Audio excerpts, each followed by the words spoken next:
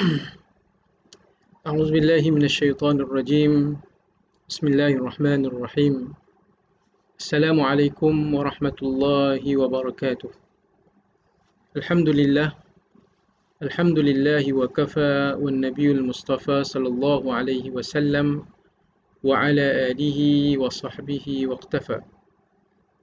أشهد أن لا إله إلا الله وأشهد أن محمدا عبده ورسوله. اللهم صل على محمد وعلى آل محمد. رب اشرح لي صدري ويسر لي أمري واحلل عقدة من لساني يفقه قولي أما بعد. Tuan-tuan, puan-puan, hadirin hadirat, muslimin muslimat, sidang pendengar, sidang penonton yang dirahmati Allah Subhanahu wa taala sekalian. Alhamdulillah, kita memanjat setinggi-tinggi kesyukuran kepada Allah Subhanahu wa taala pada tengah hari ini.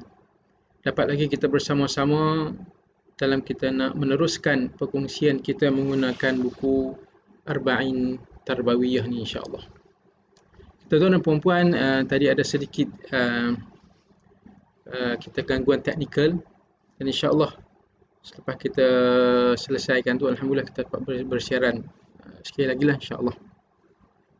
Okey, tuan-tuan dan puan-puan, hadirin hadirat, muslimin muslimat yang dirahmati Allah Subhanahu wa taala sekalian. Juga kita bersyukur kepada Allah Subhanahu wa taala kerana Allah Subhanahu wa taala masih lagi memberikan kepada kita, mengekalkan kepada kita dua nikmat yang terbesar, iaitu nikmat iman dan nikmat Islam. Yang wajib di atas diri kita untuk kita tingkatkan keimanan kita dan kita tambahkan kefahaman kita berkaitan dengan Islam itu sendiri, insya-Allah. Okay, insya-Allah pada hari ini kita akan meneruskan perkongsian kita dalam hadis yang berkaitan dengan kegembiraan dan kesedihan sebagai kayu ukur ataupun parameter keimanan seseorang itu, insya-Allah. Dan alhamdulillah, kita pada pertemuan yang lalu, pada minggu yang lalu, kita dah sebut berkaitan dengan hadis ini, cuma part yang pertama, dan insya-Allah pada hari ini kita ambil pada part yang kedua. Di mana saya bacakan dulu hadis yang kita bacakan pada pertemuan yang lalu. Nabi SAW bersabda, Nabi SAW bersabda, sekejap. Nabi SAW bersabda, Man sarratuhu hasanatuhu wasa'atuhu sayyi'atuhu, Man sarrathu hasanatuhu wa sa'athu sayyi'atuhu fahuwa mu'min. Apa yang bermaksud? Barang siapa yang bergembira atas kebaikannya dan bersedih atas keburukannya, maka ia adalah seorang mukmin. Maka ia adalah seorang mukmin.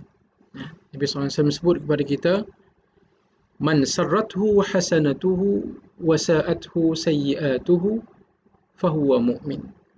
Barang siapa yang dia seronok dengan dia rasa gembira, dia rasa seronok, dia rasa happy dengan kebaikan yang dia buat, fahuwa mu'min, dia orang beriman. Dan alhamdulillah kita telah sebut perkara ini pada pertemuan yang lalu. Ada 6 poin yang kita kongsikan pada pertemuan yang lalu. Kalau tuan-tuan dan puan mungkin terlepas, boleh tengok balik kepada video yang kita kata pertemuan yang lalu, yang lepas.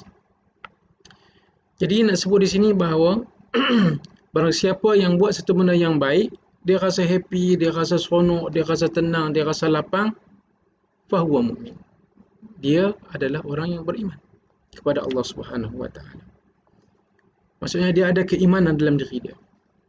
Wasa'atuhu sayyi'atuhu, dan barang siapa yang dia buat keburukan, dia buat benda yang salah, dia buat benda yang kita kata maksiat, dia buat benda yang boleh mendatangkan dosa, boleh membawa kepada dosa, dan dia rasa sedih, dia rasa menyesal, dia rasa bersalah, Nabi sebut fahuwa mu'min. Dia juga orang beriman dan ada keimanan dalam diri dia. Dan insya-Allah pada hari ini kita akan sentuh berkaitan dengan wasa'atu sayyi'atu.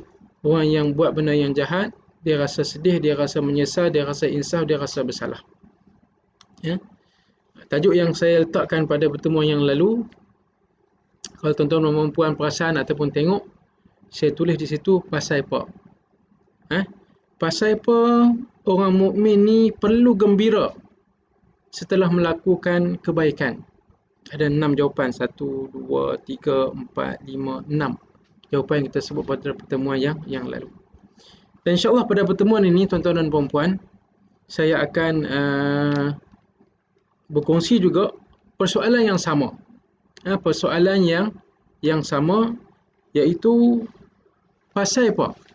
Ataupun mudah kita sebut bahasa kita yang semua orang faham, mengapa dan kenapa orang mukmin perlu merasa sedih, menyesal, bersalah setelah ia berbuat keburukan.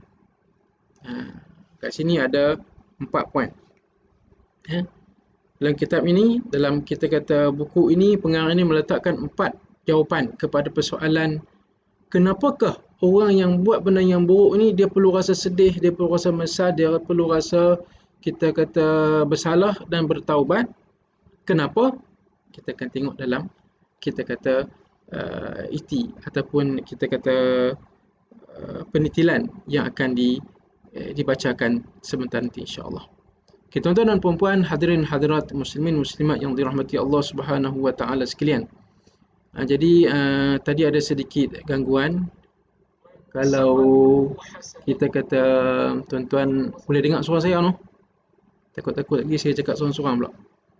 Tadi pada mula tadi dia kurang kita speaker dia ada masalah sikit. Okey, alhamdulillah. Dengar no? Okey, alhamdulillah. Okey, tuan-tuan dan puan-puan, hadirin hadirat muslimin muslimat yang dirahmati Allah Subhanahu wa taala sekalian. Okey.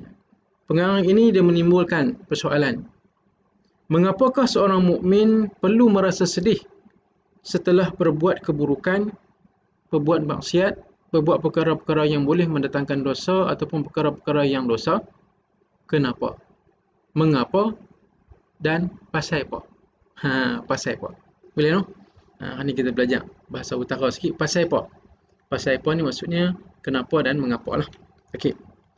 Jadi saya nak bacakan di sini kepada tuan-tuan dan puan-puan dan juga kepada diri saya sendiri, moga-moga kita dapat mengambil pengiktibaran dan kita dapat mengamalkan dalam kehidupan kita insya-Allah. Okey, dia mengatakan sini, mengapakah seorang mukmin perlu merasa sedih setelah berbuat keburukan? Kan? Wasa'athu sayyi'atuhu. Bila orang tu buat satu benda yang buruk, dia nak kena rasa sedih, menyesal. Mengapa? Okey, yang pertama, kerana orang mukmin menyedari bahawa sekecil apapun keburukan yang dilakukannya, maka ia akan mendapat balasan daripada Allah Subhanahu wa taala. Jelas kepada kita. Terang kepada kita.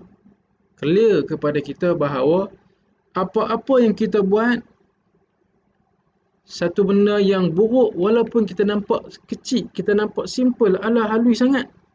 Kecil sangat kesalahan ni.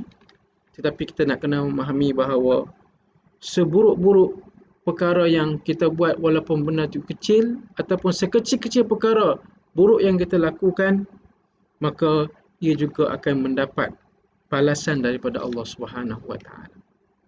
Yang kita baca yang pada pertemuan yang lalu, kita kata sekecil-kecil apa kebaikan yang kita buat juga akan dinilai oleh Allah Subhanahu wa taala, diberi ganjaran kepada kita. Dan pada kali ini, sekecil-kecil keburukan yang kita buat juga akan dinilai oleh Allah Subhanahu wa taala dan akan dibalas oleh Allah Subhanahu wa taala ke atas kita. Mudah dan jelas dalam surah Al-Zalzalah yang kita baca juga pada pertemuan yang lalu, tapi ini sambungan dia. Dan barang siapa yang mengamalkan kejahatan seberat zarah pun, nescaya dia akan, Allah Subhanahu wa taala akan membalasnya juga. Faman ya'mal mithqala dzarratin khairan yarah wa man ya'mal mithqala dzarratin syarran yarah. Baik pun Allah kira walaupun kecil, buruk pun Allah kira walaupun kecil. Jadi kita jangan mengambil enteng, kita jangan mengambil mudah, jangan mengambil kita kata lapang dada, alah ni dosa kecil ya. Alah ni benda yang simple ya. Dosa ke tak dosa, kita pun tak tahu. Jangan. Asal kata benda itu benda yang salah, asal kata benda itu boleh membawa kepada maksiat, asal perkara itu memang perkara maksiat, walaupun kecil, kita kena jauhkan diri kita daripada perkara tersebut. Kalau kita buat, kita nak kena rasa bersalah, menyesal, dan kita istighfar banyak-banyak, dan kita bertaubat kepada Allah Subhanahu Wa Taala. Nampak? Ini satu benda yang ramai di kalangan kita, mungkin termasuk dengan saya lah, kita mengambil satu pandangan yang kita kata, alah simple je, benda kecil je, alah benda kecil nak besar-besar buat apa? Jangan tuan-tuan dan puan-puan. Benda yang baik itu kita kata Allah kira, Allah bagi ganjaran, yang buruk Allah kira dan Allah bagi balasan. Jangan. Bila kita rasa enteng dengan benda kecil, takut-takut kita biasa lama-lama kita dah hilang, kita kata sensitiviti kita dalam kita melakukan benda-benda yang dosa, maksiat dan sebagainya. Ada hari ni tuan-tuan dan puan-puan, kan? Dia kata, alah ustaz, ni dosa kecil ya, tak ada masalah, dosa kecil lagi kita buat benda baik, Allah ampun lah. Jangan kita memandang begitu. Kan? Takut-takut kita buat dosa kecil tapi kita terlupa nak buat benda-benda yang baik. Kita terlupa nak istighfar, kita terlupa nak bertaubat, kita terlupa nak kita kata menghapuskan dosa-dosa kecil kita. Nanti dia akan bertimbun, dia akan memberatkan bau kita. Tapi tak nampak lah. Kan? Dosa-dosa yang tidak nampak. Tapi dia ada. Nampak ya badan kita kata sado dan sebagainya, tapi kita mintalah Allah Subhanahu Wa Taala tidak kita kata membebani diri kita dengan dosa-dosa yang banyak. Sama dosa kecil maupun kita kata dosa-dosa yang besar. Okay, tuan-tuan dan puan-puan, hadirin hadirat, muslimin muslimat, sidang pendengar, sidang penonton yang dirahmati Allah Subhanahu Wa Taala sekalian. Itu yang kita kata yang pertama. Jawapan yang pertama bagi persoalan pasal apa?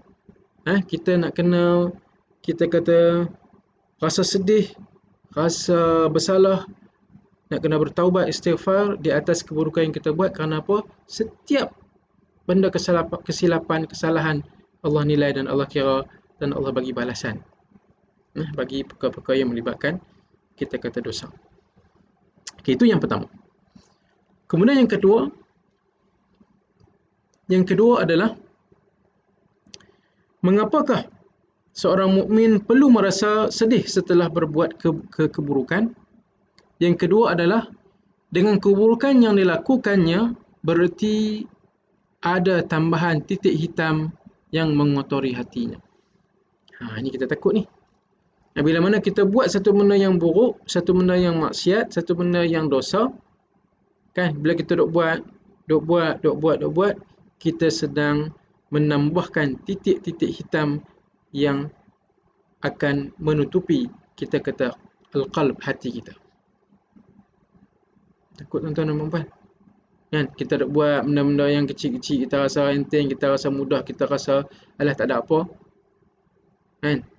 Sedangkan ketika itu kita sedang kita kata menitikkan kita kata titik-titik hitam kepada hati kita untuk menutupi daripada menerima hidayah Allah Subhanahu Wa Taala, rahmat dan keberkatan Allah Subhanahu Wa Taala.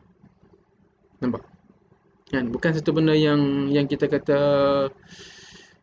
enteng lah. Bila tertutupnya hati, gelapnya hati, terhalangnya hati daripada hidayah rahmat Allah Subhanahu Wa Taala, takut-takut kita menjadi orang yang fasik dan orang yang kafir. Kafir ni maksudnya apa? Ingkar kepada Allah Subhanahu Wa Taala. Nampak? Ini satu benda yang kita nak kena ambil berat, jangan ambil enteng lah. Di mana ada satu hadis Nabi sallallahu alaihi wasallam menyebut, Nabi sallallahu alaihi wasallam bersabda yang bermaksud, sesungguhnya seseorang hamba apabila melakukan satu dosa, maka dituliskan titik hitam pada hatinya. Jika ia bertaubat, maka akan mengkilatkan hatinya kembali. Tetapi jika bertambah dalam melakukan dosa, maka titik hitam itu akan bertambah pula sehingga menutupi hatinya. Itulah yang dimaksudkan dengan firman Allah Subhanahu Wa Taala, dalam surah kita kata Mutaffifin. Kita tengok surah Mutaffifin ayat ke-14.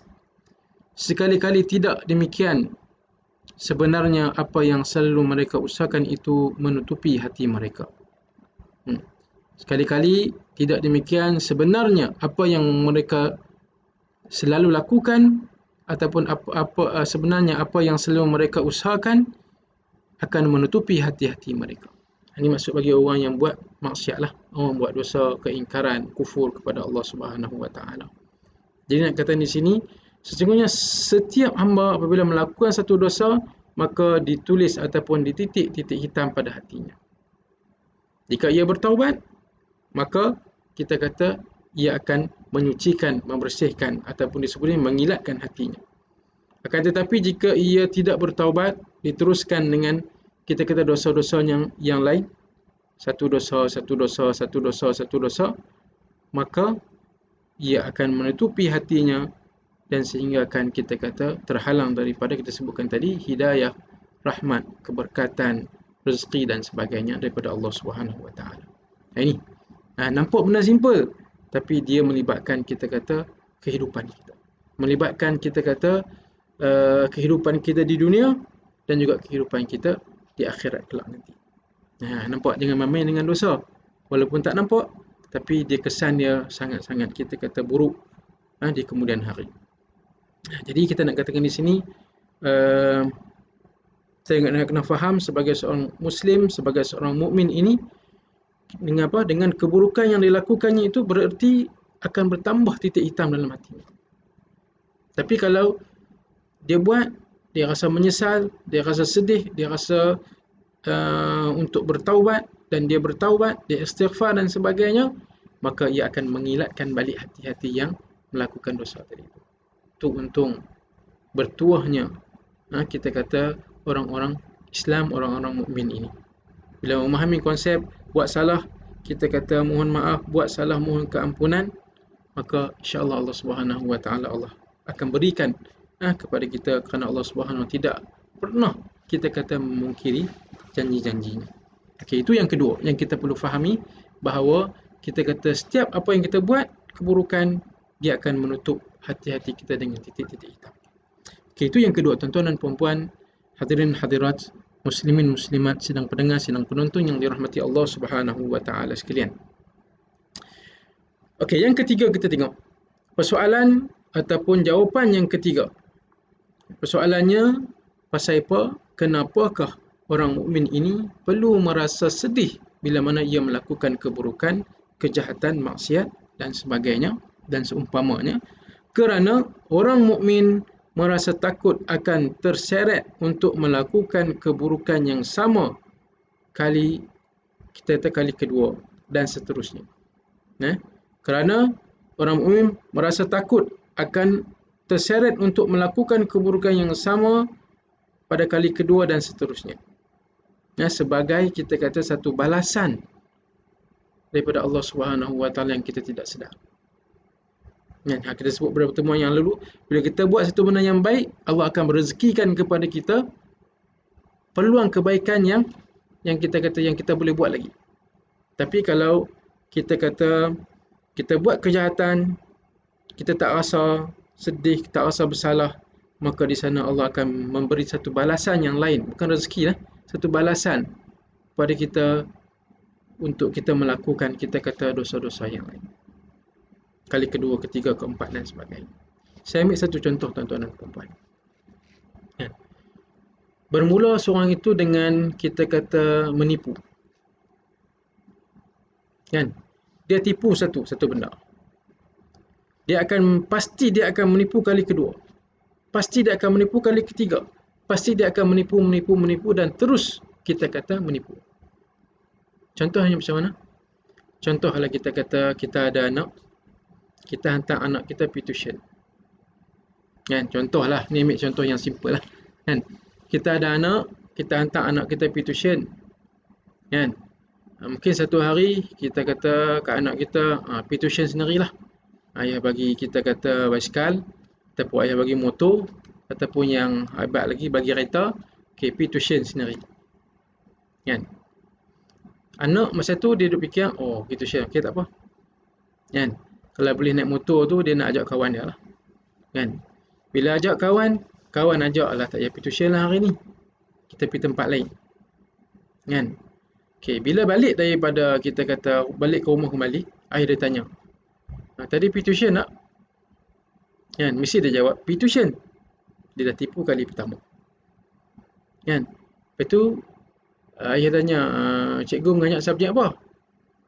Kan? Dia kata, subjek bahasa Melayu. Tajuk apa? Tajuk sekian. Dah kali kedua tu tipu. Kan? Kemudian, kawan-kawan ramai tak main hari ni? Dia kata ramai. Kali ketiga dah tipu. Kan? Lepas tu tadi tak ada kita kata kerja rumah ke apa, tak ada. 4 kali dah tipu.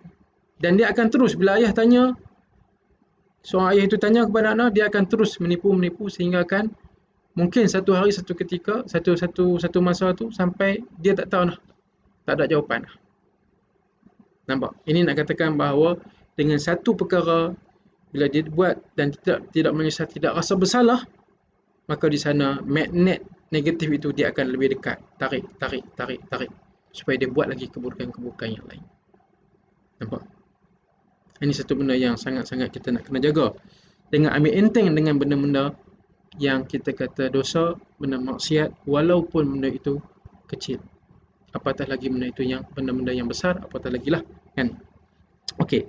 Poin yang ketiga disebut sini, kerana orang beriman merasa takut akan terseret untuk melakukan keburukan yang sama pada kali kedua dan seterusnya. Kan? Disebut sebagai satu balasan, bukan peluang. Baik kita kata peluang. Ini sebagai satu balasan daripada Allah Subhanahu Wa Taala. Para ulama telah menetapkan satu kaedah bahawa sebahagian dari balasan atas perbuatan buruk yang kita lakukan adalah perbuatan buruk yang sejenisnya. Sebahagian dari balasan atas keburukan yang kita lakukan adalah perbuatan buruk yang sejenisnya. Bila kita buat satu benda yang buruk, kan kita tak rasa menyesal, tak rasa bersedih, tak rasa ingin bertaubat, tak rasa nak bertaubat, maka dia akan datang lagi kita kata keburukan sebagai satu balasan kepada kita. Ini yang kita takut ni. Kan kita terlepaslah di dunia. Tetapi kita sedang melakukan satu benda yang dosa, sebenarnya maksiat, satu benda yang menyalahi perintah Allah Subhanahu Wa Taala. Kan? Artinya maksudnya di sini dia kata ia akan mudah melakukan perbuatan buruk itu lagi sebagai balasan daripada Allah Subhanahu Wa Taala. Sehingga kalau tidak segera diiringi dengan taubat, maka akan terjadi mata rantai keburukan yang tidak akan pernah berhenti kecuali apabila Allah Subhanahu Wa Taala menghendaki yang lainnya. Nampak? Kalau dia jenis kita kata suka menipu ni, kan? Maka mungkinlah dalam kehidupan dia itu dia akan tipu orang ya. Kalau dia jenis suka kita kata mengumpat, mungkin orang akan kenal dia dengan gelaran suka mengumpat orang. Kan? Mungkin kalau kita dengan dia akan jadi macam tu. Kan? Bukan disebabkan orang nak labelkan, tapi disebabkan kita kata dia tidak mau berubah, dia tidak mau rasa bersalah dan dia tidak mau rasa bertaubat, dia tidak mau untuk kita kata membuang perkara tersebut di dalam jiwa dan diri dia. Ini poin yang ketiga. Ini kita takut ni. Bila kita buat sesuatu benda buruk, kita tak rasa menyesal, tak rasa bersedih, tak rasa bertaubat, ingin bertaubat, istighfar dan sebagainya, maka satu balasan yang Allah berikan kepada orang tersebut, dia akan buat kali kedua, ketiga dengan rasa yang selesa. Sebab apa? Mungkin orang percaya kali pertama, kali kedua orang percaya, kan?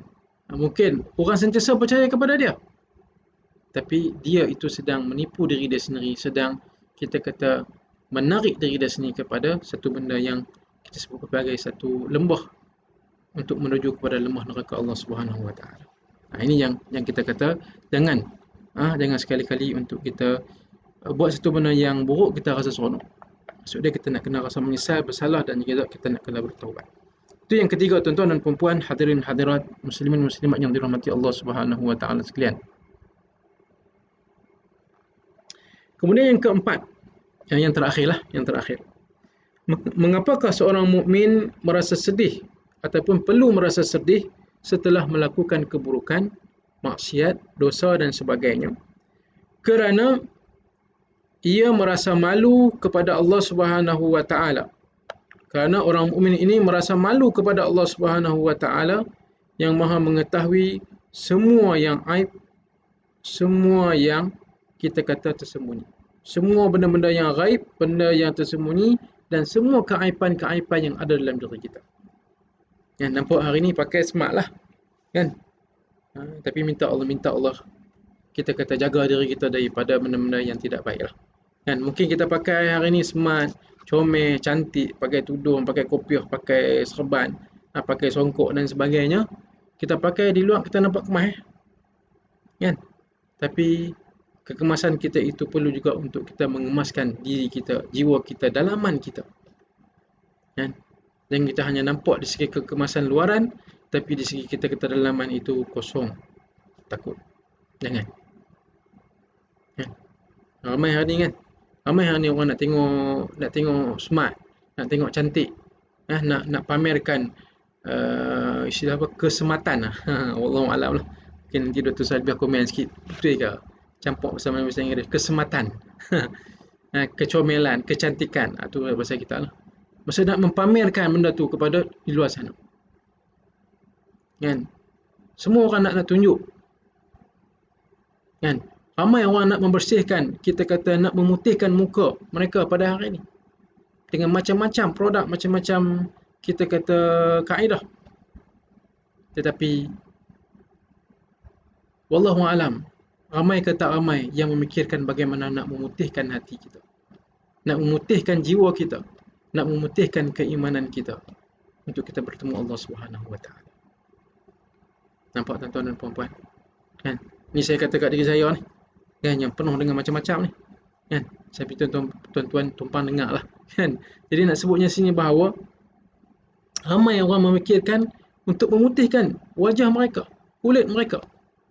Tapi ramai juga yang lupa untuk memutihkan hati, jiwa dan dalaman mereka untuk bertemu Allah Subhanahu wa taala.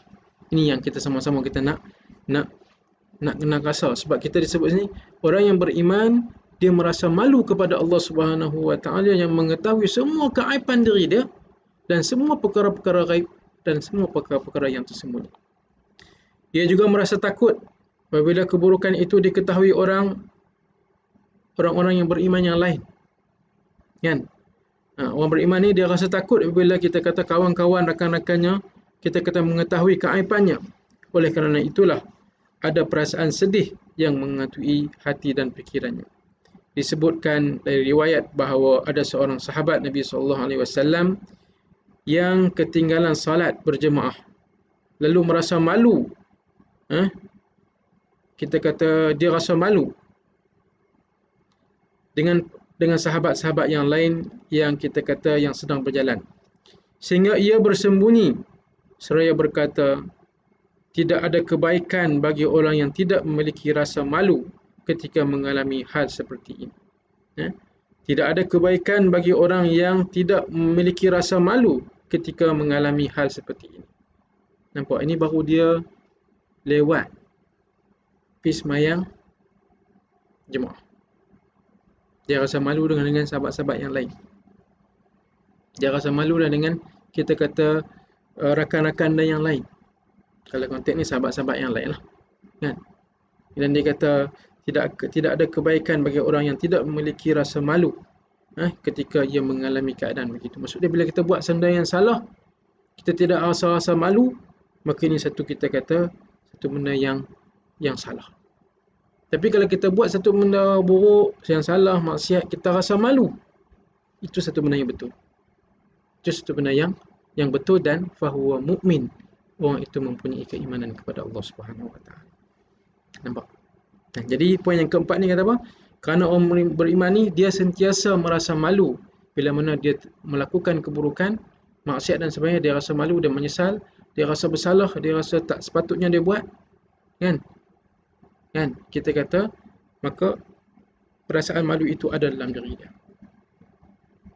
Perasaan malu itu ada dalam diri dia. Tapi kalau tak ada rasa malu, Iza lam tastahi fasna' ma syi'ta. Kalau tak ada dah rasa malu dalam diri seorang itu, fasna', dia akan buat apa saja yang dia suka. Ini yang kita tahu. Malu itu perlu ada dalam diri kita, dalam jiwa kita, dalam kehidupan kita dan sebagainya. Dan ini kita nak kena terapkan kepada anak-anak kita, generasi kita yang akan datang. Tapi hari ini kita tengok realitinya ramai rasa malu itu sudah kita kata hilang. Buat maksiat boleh disebar-sebarkan. Buat dosa boleh dimegah-megahkan. Buat kita kata satu benda yang salah boleh disebar-sebar ceritakan. Kan? Macam-macam hari ini. Sama ada dia sebut dengan mulut dia sendiri, ataupun dia buat dalam Facebook dia, ataupun dia letakkan gambarnya, ataupun dia letakkan videonya, ataupun macam-macam cara yang orang buat hari ni nak menunjukkan bahawa dia buat satu benda yang kita kata kononnya satu benda yang hebat lah. Yang kononnya satu benda yang kita kata mendapat satu, kita kata apa, perbualan masyarakat. Sedangkan kita melihat perbualan masyarakat itu kita perlu tengok kepada kebaikan dan juga keburukan. Kalau benda yang baik, tafaddal. 1000, sejuta kali, sejuta gambar, sejuta video pun teruskan. Tapi kalau benda tu melibatkan dosa maksiat yang salah, maka jangan. Sebab apa? Sebab juga dosa juga berterusan. Dosa juga akan berterusan sehinggalah sampai wallahualam. Dengan satu gambar itu boleh melahirkan berjuta-juta dosa. Sama ada dosa mulut, dosa mata, dosa tangan dan sebagainya. Jadi ini sama-sama kita nak kena jagalah, kan? Tadi sebut malu. Yang keempat ini, poin dia adalah kerana orang mukmin merasa malu kepada Allah Subhanahu Wa Taala yang Maha mengetahui semua perkara-perkara ghaib, perkara-perkara yang tersembunyi dan semua perkara-perkara keaiban kita.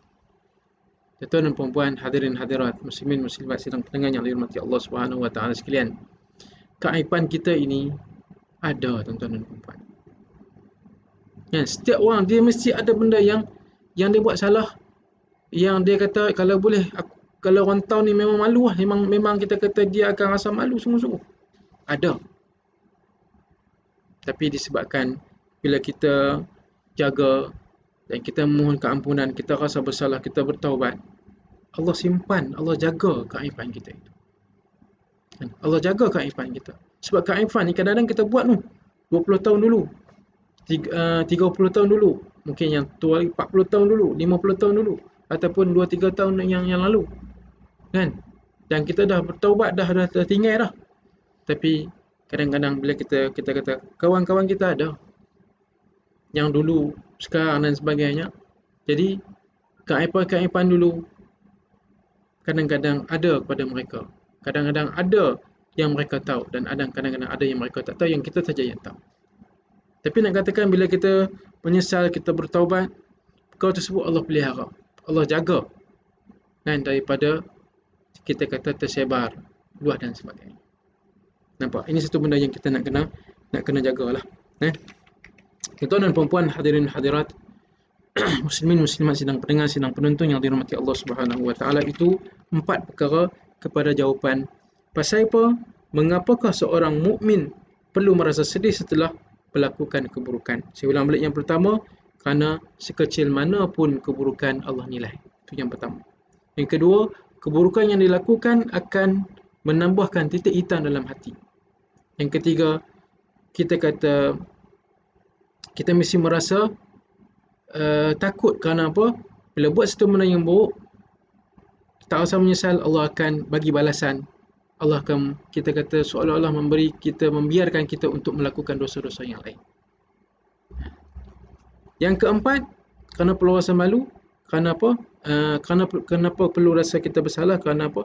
Kerana kita ini perlu ada perasaan malu kepada Allah Subhanahu Wa Taala. Semuanya Allah mengetahui segala-galanya.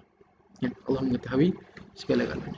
Okay, tuan-tuan dan puan-puan, hadirin hadirat, muslimin muslimat sidang pendengar, sidang penonton yang dirahmati Allah Subhanahu Wa Taala sekalian, saya rasa sekali itu sahaja pertemuan kita pada tengah hari ini.